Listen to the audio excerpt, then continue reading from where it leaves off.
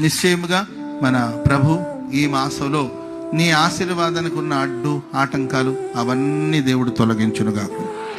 ఎంతో కాలం నుండి నీకు రావాల్సిన ఆశీర్వాదం రాకుండా ఆగిపోయిందేమో, నీవు సొంతం చేసుకోవాల్సిన దీవెన నీకు దూరంగా ఉండిపోయిందేమో, దైవాశీర్వాదానికి దూరంగా బ్రతుకుతున్నవేమో.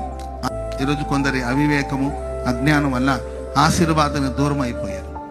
ఆశీర్వాదపు విలువ తెలియక ఆశీర్వాదానికి దూరం అయిపోయారు. గొప్పగా బ్రతకవలసిన మీరు, ఘనంగా బ్రతకవలసిన మీరు ఘనహీనంగా బ్రతుకుతున్నారేమో. ఆశీర్వాదానికి వారసులకు ప్రభు మనల్ని పిలిచాడు, కానీ వారసులుగా కాకుండా బానిసులుగా బ్రతుకుతున్నారేమో. ప్రైజ్ ది లార్డ్, హల్లెలూయా. మన కొరకు కావలసిన వాటన్నిటిని ప్రభు సిద్ధపరిచాడు. ఆయన తనను ప్రేమించే వరకు సిద్ధపరిచిన ఆశీర్వాదం, తనేందు భయభక్తులు గల వారి కొరకు ఆయన దాచి ఉంచిన మేలు ఎంతో గొప్పదని రాయబడింది. కానీ ఆశీర్వాదాన్ని అనుభవించలేని పరిస్థితుల్లో, ఆయా సమయాల్లో ఆశీర్వాదపు విలువ మనకు తెలియక, ఏంటండి దేవుని సన్నిధిలో ఉండే ఆ విలువ తెలియక, ఒక దైవ భక్తి కలిగిన వాడికి ఉండే ఆ విలువ తెలియక ఆశీర్వాదానికి మీరు ఒకవేళ దూరం అయిపోతున్నారేమో.